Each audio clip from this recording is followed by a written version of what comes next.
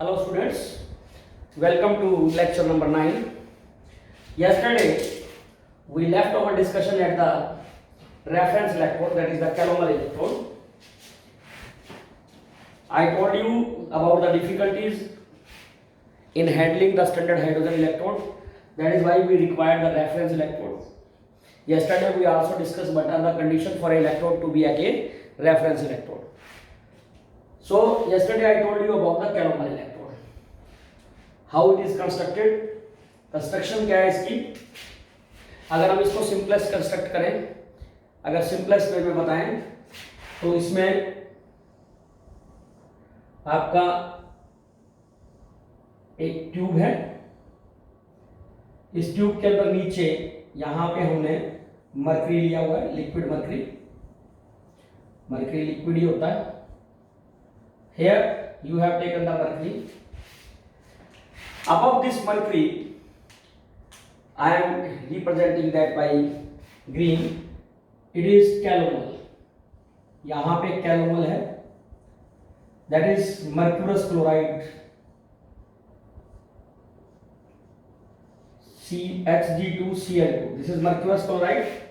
It is very slightly soluble in water. Almost insoluble, solid form में होगा ये. इसके ऊपर हमने KCl का सॉल्यूशन लिया हुआ है. Over here there is KCl solution.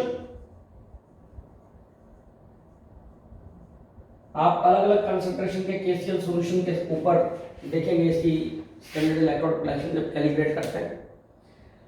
और मैं रिप्रेजेंट कर रहा हूं रेड कलर से एक ग्लास.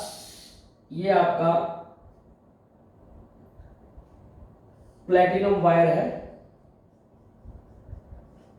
इसको हमने एक ग्लास आउटिंग के अंदर एनक्लोज कर रखा है. ये ब्लैक वाली जो आउटिंग दिखा रहा हूं ये आपकी ग्लास के अंदर फ्यूज्ड है, यूं कह लीजिए. ये आपका सिंपलेस्ट कैलोमल इलेक्ट्रोड है. वैसे तो इसके अंदर यहाँ पे एक साइड में नोज लगी होती है एक्सेस पोटेशियम की माइग्रेशन के लिए जब ये काम करेगा. ये हमारा सिंपलेस्ट रिप्रेजेंट करने का तरीका है इसको कैलोमल इलेक्ट्रोड को. अब जब ये इलेक्ट्रोड हम यूज करेंगे किसी भी दूसरे इलेक्ट्रोड का इलेक्ट्रोड पोटेंशियल निकालने के लिए, then what will be the reactions which will be taking place on the calomel electrode. तो हम बात करेंगे when it act as anode. It act as anode. अगर आपका कैलोमल इलेक्ट्रोड एनोड की तरह काम कर रहा है तो जो आपका मरकरी है नीचे, that will get oxidized. It will form mercurous ion and will lose 2 electrons. This mercurous ion will then combine with the chloride ion present in the potassium chloride solution and it will be forming Hg2Cl2 solid. Calomel बन जाएगा. दोनों reactions को अगर हम जोड़ दें तो आपकी नेट रिएक्शन अगर हम देंगे तो 2Hg plus 2Cl minus to give you Hg2Cl2 solid plus 2 electron. This will be the reaction which will occur at the calomel electrode if it is acting as a anode in a given cell. और अगर ये cathode का काम करे, act as cathode,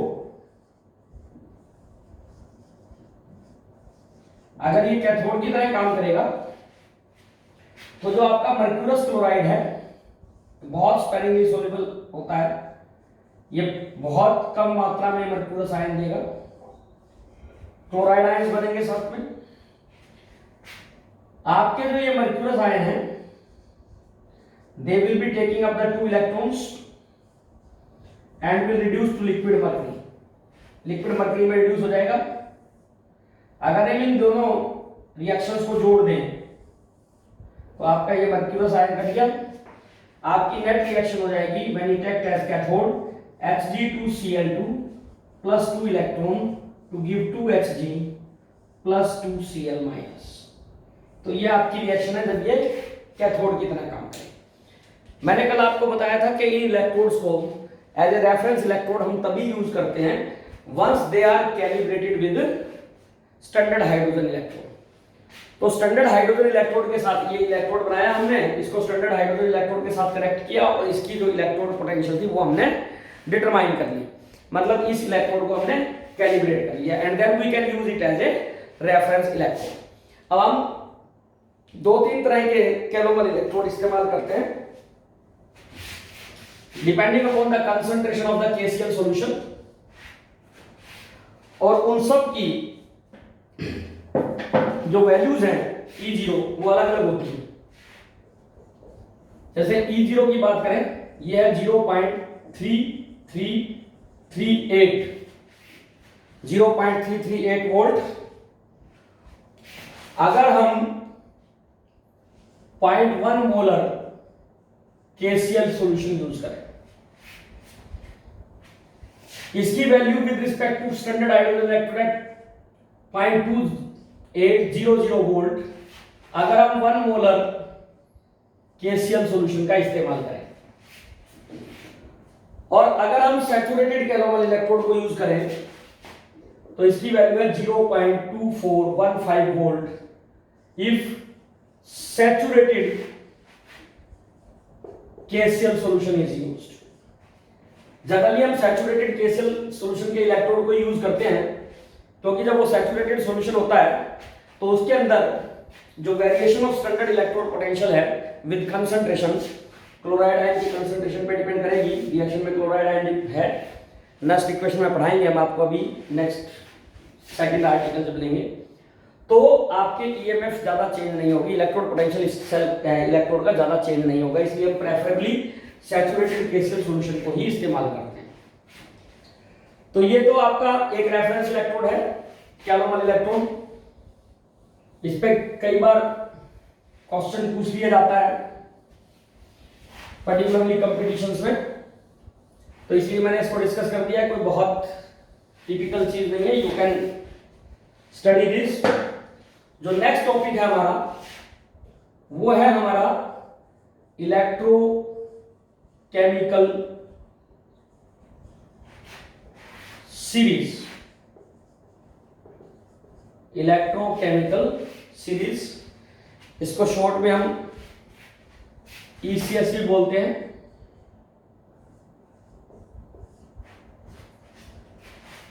what is this series is all about? हमने अपने previous lecture में अभी डिस्कस किया है कि we can determine the electrode potential of a electrode by connecting them with standard hydrogen electrode और सम अदर रेफरेंस इलेक्ट्रोड।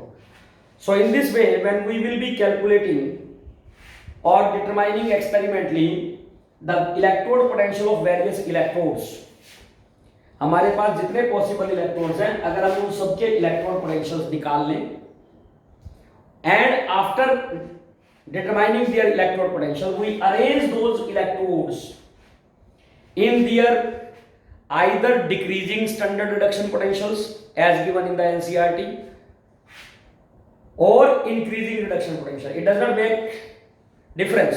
कुछ books के अंदर क्या है कि फ्लोरीन से स्टार्ट करके हाईएस्ट रिडक्शन पोटेंशियल से स्टार्ट करके डिक्रीजिंग रिडक्शन पोटेंशियल में लिखे हुए हैं इलेक्ट्रॉन्स को। एनसीईआरटी में यही लिखा हुआ है, हाईएस्ट है रिड्यूसिंग, फ्लोरीन सबसे ऊपर मिलेगा और आपको लिथियम सबसे नीचे मिलेगा उसमें। कुछ बुक्स के अंदर इसको उल्टा लिखा हुआ है, इंक्रीजिंग स्टैंडर्ड रिडक्शन पोटेंशियल में लिखा हुआ है, but that doesn't make any difference, that is simply an arrangement of electrodes. You can make that arrangement either in decreasing standard reduction potential or increasing reduction potentials, that doesn't make any difference. So I will be going by the NCERT book। तो इसका मतलब electrochemical series को अगर हम define करें तो क्या है, an arrangement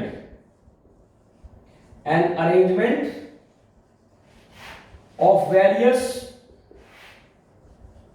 electrodes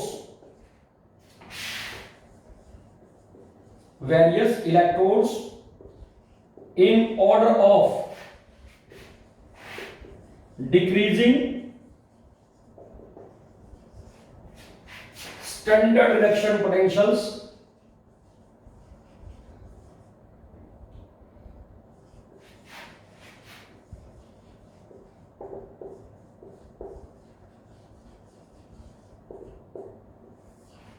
is called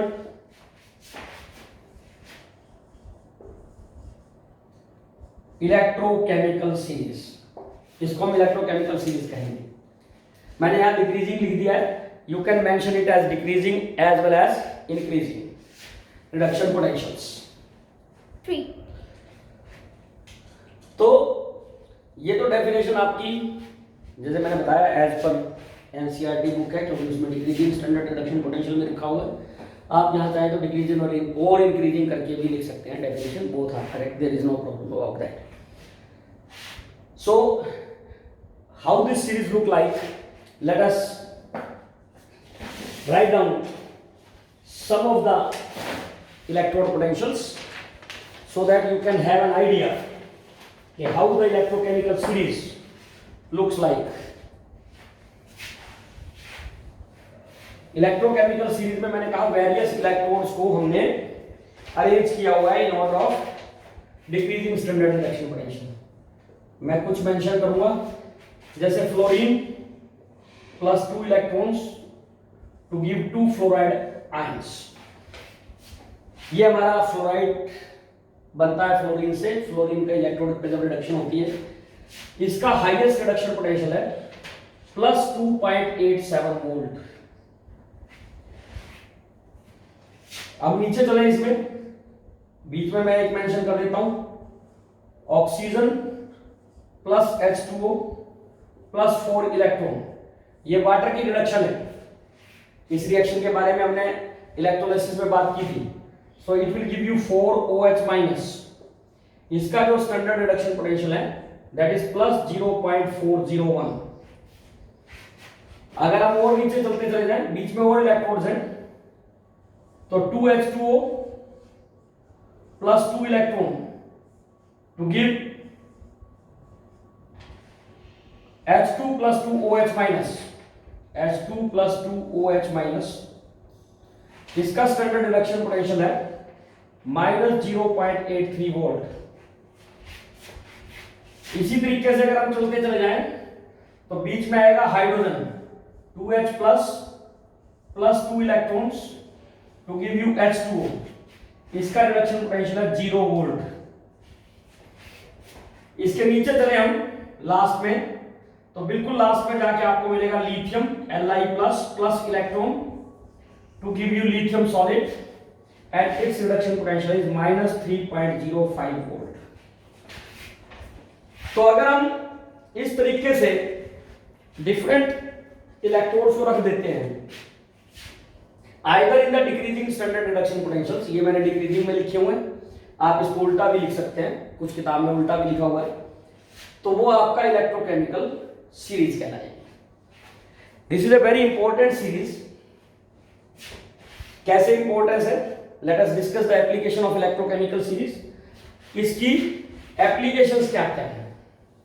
so next topic of discussion in this chapter is applications of electrochemical series. Next is applications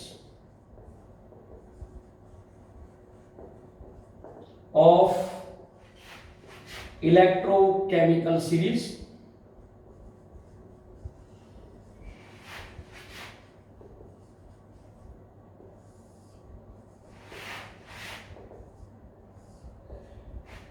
क्या क्या एप्लीकेशंस है। तो जो पहली एप्लीकेशन है, फर्स्ट एप्लीकेशन, डिटर्मिनेशन ऑफ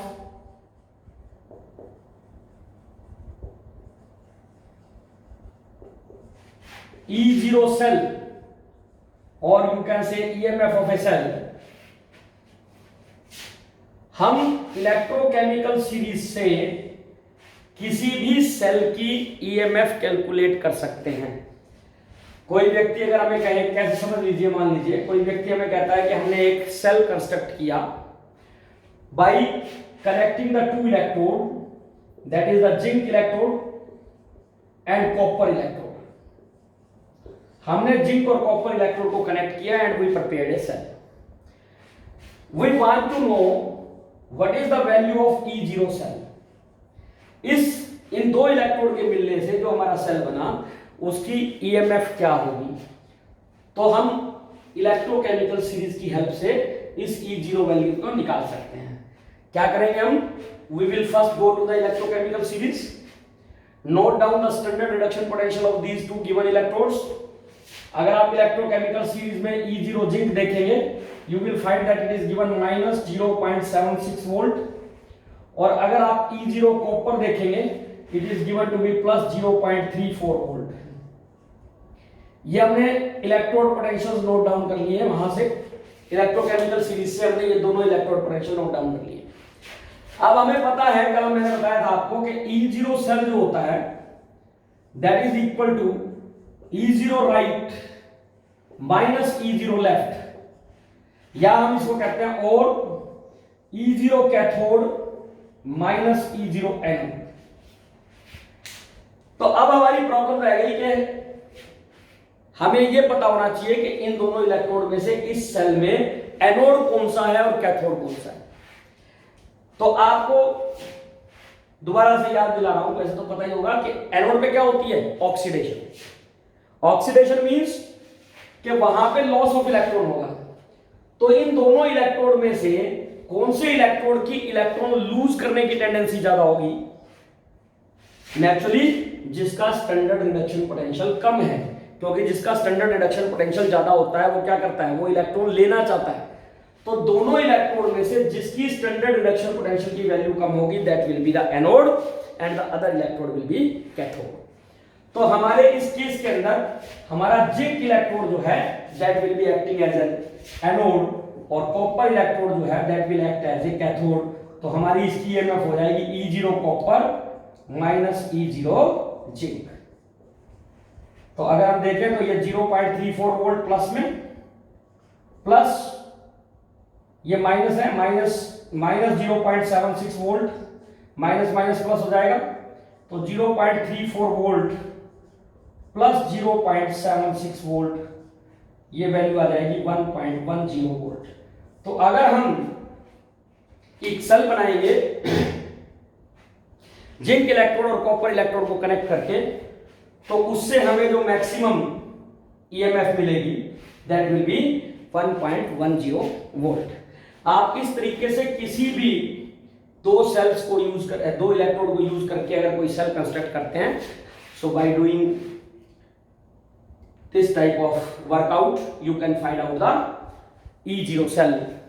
तो this is the first application of the electrochemical series कि हम किसी भी सेल की E0 वैल्यू निकाल सकते हैं। So now let us come to the second application of this electrochemical series. What is the second application? The second application is we can check feasibility of a redox reaction. We can check feasibility of a redox reaction. हम किसी redox reaction की feasibility देख सकते हैं। Feasibility का मतलब हम ये देख सकते हैं, कोई अगर हमें रिएक्शन दी हुई है, ऑक्सीडेशन रिडक्शन रिएक्शन दी हुई है, तो हम ये देख सकते हैं कि वो रिएक्शन वास्तव में होती भी है या नहीं होती। जैसे मान लीजिए हमें एक रिएक्शन दी हुई है copper silver plus copper nitrate to give silver nitrate plus copper। हमें ये रिएक्शन दे दी and we wish to know कि अगर हम इन दो रिएक्टेंट्स को मिलाएं तो ये रिएक्शन होगी या नहीं होगी। तो आप सबसे पहले क्या देखेंगे, आप सबसे पहले इसमें देखेंगे कि इस रिएक्शन में किस चीज की ऑक्सीडेशन हो रही है और किसकी रिडक्शन हो रही है। 11 पे पढ़ाया था हमने, यहां पे आपका सिल्वर का ऑक्सीडेशन नंबर है 0, यहां पे सिल्वर का ऑक्सीडेशन नंबर है +1, यहां कॉपर का ऑक्सीडेशन नंबर है +2, यहां कॉपर का ऑक्सीडेशन नंबर है 0। तो इसका मतलब सिल्वर की तो क्या हो गई, ऑक्सीडेशन, सिल्वर की हो रही है ऑक्सीडेशन, कॉपर का क्या हो रहा है, रिडक्शन। अब अगर हम ये माने कि this cell is actually taking place in an electrochemical cell, ये रिएक्शन किसी इलेक्ट्रोकेमिकल सेल में हो रही हो, तो उस सेल का एनोड कौन होगा? एनोड कौन सा इलेक्ट्रोड होगा? एनोड वो बनेगा जिसकी ऑक्सीडेशन हो रही है। ऑक्सीडेशन किसकी हो रही है? सिल्वर की। इसका मतलब ये रिएक्शन अगर सेल में होगी तो हमारा जो सिल्वर इलेक्ट्रोड होगा that will be the anode. Silver electrode will act as anode and copper electrode will act as cathode. Copper electrode हमारा कैथोड का काम करेगा। अब हम क्या करेंगे? इलेक्ट्रोकेमिकल सीरीज पे जाएंगे, इन दोनों के स्टैंडर्ड रिडक्शन पोटेंशियल्स की वैल्यू नोट डाउन करेंगे इलेक्ट्रोकेमिकल सीरीज से। E0 सिल्वर अगर हम देखेंगे तो ये आपको इलेक्ट्रोकेमिकल सीरीज में 0.80 वोल्ट मिलेगी प्लस में, और E0 अगर कॉपर देखेंगे तो ये मैं अभी पहले लिख के ही आया हूं, इट इज प्लस 0.34 वोल्ट। अब किसी भी रिएक्शन की होने के लिए क्या चाहिए हमें? That free energy change for a spontaneous reaction delta G should be negative. ये हम पढ़ के आए हैं थर्मोडायनेमिक्स में पिछले साल। अब जब ये रिएक्शन सेल में होगी तो इलेक्ट्रिकल एनर्जी प्रोड्यूस होगी, and electrical energy is a useful form of energy. So delta G in that case will be equal to work electrical, electrical work के बराबर होगी, and your electrical work is given by minus Q into V। Q अगर हमारे इसके अंदर मान लीजिए इसमें तो जैसे दो इलेक्ट्रॉन एक्सचेंज होंगे, रिएक्शन अगर हम देखें तो इसमें दो इलेक्ट्रॉन का एक्सचेंज हो रहा है बिटवीन कॉपर एंड सिल्वर। अगर हमारे n इलेक्ट्रॉन एक्सचेंज हो तो Q की वैल्यू आ जाएगी माइनस n इंटू F, और अगर इस सेल की EMF E है तो मल्टीप्लाइड बाई E। तो डेल्टा G हमारी क्या होनी चाहिए स्पॉन्टेनियस रिएक्शन के लिए? इट शुड बी नेगेटिव, ये नेगेटिव होनी चाहिए। N और F ये हमेशा पॉजिटिव होते हैं। N और F क्या होते हैं? पॉजिटिव। क्योंकि N क्या है? Number of electrons taking part in the reaction. F क्या है? Faraday constant. Both are positive. So if this value of delta G is to be negative, अगर ये डेल्टा G का नेगेटिव होना है तो इसका मतलब आपका E0 सेल या E सेल क्या होना चाहिए? It should be positive. इसका मतलब हमारा E सेल क्या होना चाहिए? पॉजिटिव। तो अगर E सेल पॉजिटिव आएगा तो delta G will be negative, reaction will be spontaneous, मतलब reaction will occur, reaction is feasible. So let us check out for this reaction. हमारे दोनों इलेक्ट्रॉन पोटेंशियल आ गए, तो हमारा E सेल क्या हुआ? E0 सेल हमारा हो गया E0 cathode minus E0 anode. Cathode कौन सा है इसमें? जिसका रिडक्शन पोटेंशियल ज्यादा हो वो कैथोड, जिस पर रिडक्शन हो तो वो कौन सा होगा? सिल्वर। तो ये हमारा हो गया 0.80 वोल्ट।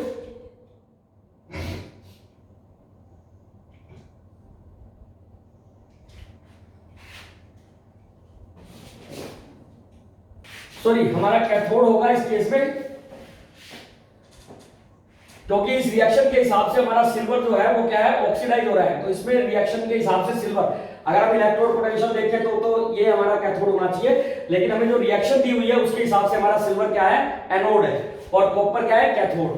तो इसकी E0 क्या आएगी? E0 copper minus E0 silver. अगर हम वैल्यू पुट कर दें इसकी तो 0.34 वोल्ट माइनस 0.80 वोल्ट, तो ये माइनस पे 0.46 वोल्ट आ गई। अब हमारी E0 सेल अगर नेगेटिव आ गई तो डेल्टा G क्या हो गया?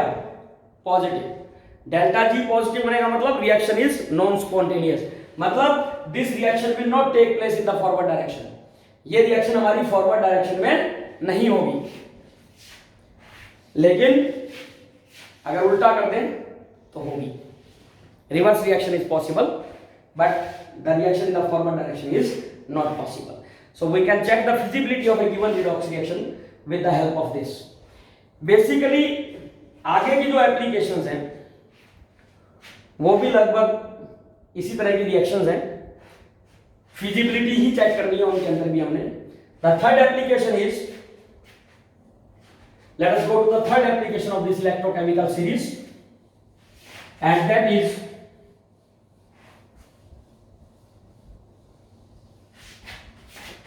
reaction of metals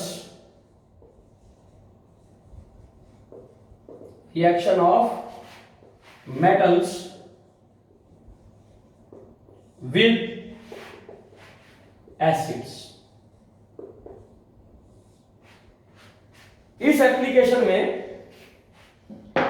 हम क्या देखते हैं कि कोई मेटल किसी एसिड के साथ रिएक्ट करके whether it will evolve hydrogen और नॉट, वो हाइड्रोजन देगी या नहीं देगी। मतलब हमने बेसिकली ये रिएक्शन चेक करनी है, M plus 2H plus to give M2 plus H2। मैं मेटल को डाइवेलेंट मान रहा हूं, मेटल की वैलेंसी कुछ भी हो सकती है, ठीक है, लेकिन मैं सिर्फ समझाने के लिए इसको डाइवेलेंट मान रहा हूं। तो अगर ये मेटल हाइड्रोजन के साथ रिएक्ट करके, एसिड के साथ रिएक्ट करके हाइड्रोजन निकालती है कि नहीं निकालती है, हमने ये देखना है whether a given metal will react with dilute acid to evolve hydrogen और नॉट। इसका मतलब हमने क्या करना है, इस रिएक्शन की फिजिबिलिटी चेक करनी है। इस रिएक्शन की फिजिबिलिटी चेक करने का मतलब क्या हो गया, हमारा मेटल जो है वो ऑक्सीडाइज हो रहा है, तो मेटल का जो इलेक्ट्रोड है that should act as anode, और जो हमारा हाइड्रोजन इलेक्ट्रोड है that should act as cathode, उसे कैथोड की तरह काम करना चाहिए। तो ये हमारा कैथोड हो गया क्योंकि इसकी रिडक्शन हो रही है। तो again we will be calculating the E0 cell. E0 cell will be equal to E0 cathode minus E0 anode, और इसमें कैथोड कौन सा है, हाइड्रोजन का, तो इसकी वैल्यू होगी 0 माइनस इसकी कुछ भी वैल्यू हो, ठीक है, मान लीजिए इसकी वैल्यू E है। तो अगर ये E if it is positive, अगर ये पॉजिटिव होगा तो हमारा E0 सेल हो जाएगा नेगेटिव। E0 सेल क्या हो जाएगा हमारा, इस केस के अंदर आपने ये देखना है। चलो मैं एक एग्जांपल ही लेता हूं, उसमें आपको ज्यादा समझ में आएगा, अदरवाइज कंफ्यूजन क्रिएट हो जाएगा। मान लीजिए यहां जिंक लेते हैं और यहां पे जिंक आयंस बनते हैं, तो हमारा इसका जो E0 सेल होगा, E0 cell will be equal to E0 hydrogen minus E0 zinc, क्योंकि जिंक का एनोड था, हाइड्रोजन का कैथोड था। हाइड्रोजन का 0 है, माइनस जिंक का देखोगे तो ये माइनस 0.76 वोल्ट है। तो हमारी E0 कितनी आ गई, प्लस 0.76 वोल्ट। तो वहां पे आपका E0 पॉजिटिव आ रहा है, तो delta G for this reaction is negative, so this reaction is feasible. इसका मतलब जिंक अगर डाइल्यूट एसिड के साथ रिएक्ट करेगा तो वो डेफिनेटली हाइड्रोजन को इवॉल्व करेगा। अब हम जनरल बात कर रहे थे जो उसी पे आते हैं दोबारा, ये मैंने एक एग्जांपल से समझा दिया आपको, इसमें थोड़ी क्लियरिटी थी, वहां थोड़ा कंफ्यूजन क्रिएट हो जाता है। अदरवाइज अगर मान लीजिए ये मेटल है, हाइड्रोजन के साथ रिएक्ट कर रहा है, डाइवेलेंट मेटल थी ये और H2, तो इसका E0 सेल क्या है, इसका E0 सेल है E0 hydrogen minus E0 metal. तो अगर ये E0 मेटल ये अगर नेगेटिव है तो हमारा E0 सेल पॉजिटिव हो जाएगा। E0 सेल पॉजिटिव होगा मतलब रिएक्शन इज फिजिबल, क्योंकि उस केस में delta G will be negative. अगर ये E0 पॉजिटिव होगा, इफ पॉजिटिव, तो E0 सेल जो है वो क्या हो जाएगा, इट विल बी नेगेटिव। अगर ये पॉजिटिव हो, if it is positive then E0 cell is negative, so your cell will be not working, क्योंकि delta G will be positive, तो उस केस के अंदर हाइड्रोजन गैस नहीं निकलेगी। तो ये एग्जांपल के बाद मैंने एक जनरल बता दिया आपको, किसी भी मेटल का आपने चेक करना हो तो वो आपका, अगर आप इसमें नटशेल में कंक्लूजन निकालें सीधा सा, ये मेटल कोई भी हो, ये E0 सेल पॉजिटिव तभी आएगी जब मेटल का electrode potential, standard reduction potential negative होगा। क्यों, क्योंकि इसकी वैल्यू तो 0 है, तो अगर इसकी नेगेटिव है तो ये ऑटोमेटिकली पॉजिटिव है, अगर ये पॉजिटिव है तो ये नेगेटिव है। तो ऐसी सभी मेटल्स जिनका स्टैंडर्ड रिडक्शन पोटेंशियल नेगेटिव में होगा इलेक्ट्रोकेमिकल सीरीज में, वो सब की सब हाइड्रोजन गैस निकालती हैं डाइल्यूट एसिड्स के साथ, बाकी हाइड्रोजन गैस नहीं निकालते। This is the third application. The fourth application of the electrochemical series is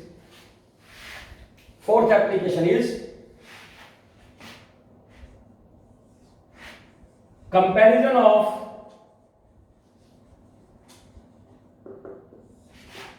reactivity of metals.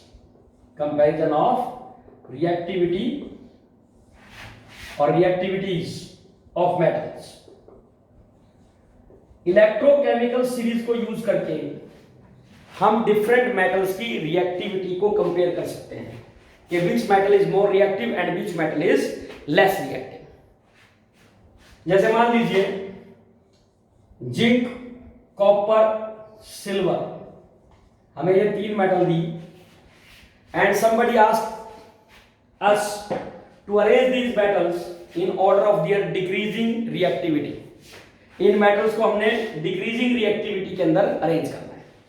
तो सबसे पहले आपने क्या सोचना है, मेटल कैसे रिएक्ट करती है? Metals react by losing electrons. Metals have a tendency to lose electron to get oxidise. तो हम इन सब का standard reduction potential note down करेंगे इलेक्ट्रोकेमिकल सीरीज से। जिंक का स्टैंडर्ड रिडक्शन पोटेंशियल -0.76 वोल्ट है। कॉपर का स्टैंडर्ड रिडक्शन पोटेंशियल आपका +0.34 वोल्ट है और सिल्वर का स्टैंडर्ड रिडक्शन पोटेंशियल +0.80 वोल्ट है। अब ये स्टैंडर्ड रिडक्शन पोटेंशियल है। स्टैंडर्ड रिडक्शन पोटेंशियल हमें क्या बताते हैं? Tendency to gain electron. जिस किसी भी इलेक्ट्रोड का स्टैंडर्ड रिडक्शन पोटेंशियल ज्यादा है वो इलेक्ट्रॉन्स को बहुत आसानी से गेन कर सकता है। अगर वो इलेक्ट्रॉन्स को आसानी से गेन कर सकता है, it means that is not going to lose the electron easily. वो आसानी से इलेक्ट्रॉन लूज नहीं करेगा। तो इन सब में क्योंकि सबसे ज्यादा स्टैंडर्ड रिडक्शन पोटेंशियल है सिल्वर का, so it is least reactive, क्योंकि it has least tendency to lose electron. ये इलेक्ट्रॉन नहीं देगी। इन तीनों में सबसे कम इलेक्ट्रॉन देने की टेंडेंसी इसकी है, तो this is the least reactive. Than copper and the most reactive is zinc. So by comparing their standard reduction potentials from the electrochemical series, we can also compare the reactivity of various metals. These are few applications. I think बाकी जहां कहीं भी है इन पे question अलग अलग तरीके से आ सकते हैं। फिजिबिलिटी ऑफ रिडॉक्स रिएक्शन ही है, क्वेश्चन पूछने का तरीका अलग अलग हो सकता है। लेकिन जैसे मैंने अभी थोड़ी देर पहले आपको एक रिएक्शन की फिजिबिलिटी चेक करवाई थी कि silver 2Ag plus CuNO3 whole twice to give 2AgNO3 plus Cu। ये रिएक्शन हमने डिस्कस की थी। हमने सीधी ये रिएक्शन लिख दी और हमने वहां पे रिएक्टिविटी चेक कर दिया कि ये रिएक्शन फिजिबल है या नहीं। अब इसी रिएक्शन को हम किसी दूसरे तरीके से पूछ सकते हैं। सेम रिएक्शन चेक करनी है हमने, but now I am changing the way of asking the question. इसी रिएक्शन की फिजिबिलिटी को मैं चेक कर सकता हूं। Can we store copper nitrate solution in silver container? क्या हम कॉपर नाइट्रेट के सॉल्यूशन को सिल्वर कंटेनर में स्टोर कर सकते हैं या नहीं कर सकते? अब किसी चीज का, किसी मेटल का कंटेनर बना हुआ है, उसमें किसी सॉल्यूशन को हम स्टोर कर रहे हैं, तो क्या होना चाहिए? That solution should not react with the metal of the container. Container की मेटल के साथ रिएक्शन नहीं होनी चाहिए। मतलब अगर सिल्वर का कंटेनर है तो मेटल ये है, सॉल्यूशन ये है, इसका मतलब this reaction should not occur अगर हम कॉपर नाइट्रेट को उसमें स्टोर करना चाहते हैं। और जब हमने फिजिबिलिटी चेक की थी इस रिएक्शन की, तो हमने कहा था this reaction is not feasible. इसका मतलब we can very safely store copper nitrate solution in the silver container. तो क्वेश्चन पूछने का तरीका अलग अलग हो सकता है। सीधी रिएक्शन दी जा सकती है, घुमा फिरा के क्वेश्चन पूछा जा सकता है, but ultimately it is the feasibility of the reaction. This is the application of electrochemical series. Now next we should go for another important topic, that is the Nernst equation. That is the Nernst equation. अब तक हम 3 जितनी भी हमने अब तक बात की वो बात की स्टैंडर्ड इलेक्ट्रोड पोटेंशियल की। स्टैंडर्ड इलेक्ट्रोड पोटेंशियल का मतलब जब हमारा इलेक्ट्रोड अंडर स्टैंडर्ड कंडीशन है, मतलब जो सॉल्यूशन यूज हो रहा है उसकी कंसंट्रेशन 1 मोलर है, टेम्परेचर 298 केल्विन है, अगर कोई गैस यूज हो रही है तो उसका प्रेशर 1 बार है। हमने इन कंडीशंस के ऊपर बात की है, स्टैंडर्ड इलेक्ट्रोड पोटेंशियल्स की बात की है। But we always do not work under the standard condition. जब भी हम काम करते हैं तो हमेशा ये कंडीशंस प्रीवेल करें, ये कोई जरूरी नहीं है। तो हमें जो इलेक्ट्रोड पोटेंशियल चाहिए वो स्टैंडर्ड कंडीशन में ना चाहिए कि किसी भी कंडीशन पे इलेक्ट्रोड पोटेंशियल निकालना हो तो उसके लिए नस्ट ने एक इक्वेशन दी हुई है। किसी भी इलेक्ट्रोड के लिए इलेक्ट्रोड पोटेंशियल की इक्वेशन लिखना कि स्टैंडर्ड इलेक्ट्रोड पोटेंशियल से किसी गिवन कंडीशन पे उसका इलेक्ट्रोड पोटेंशियल कैसे निकालते हैं। तो हमने अगर किसी भी रिएक्शन का रिडक्शन रिएक्शन लिखो उस इलेक्ट्रोड की, जिस किसी भी इलेक्ट्रोड का हमने निकालना है electrode potential at any other condition other than the standard condition, तो उसकी स्टैंडर्ड रिडक्शन रिएक्शन लिखिए और उसके बाद E metal, it can be very easily written, E metal is equal to E0 metal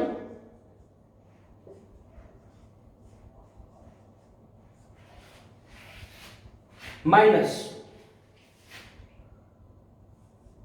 2.303 RT by NF into log of concentration of product upon concentration of reactant, that is E0 metal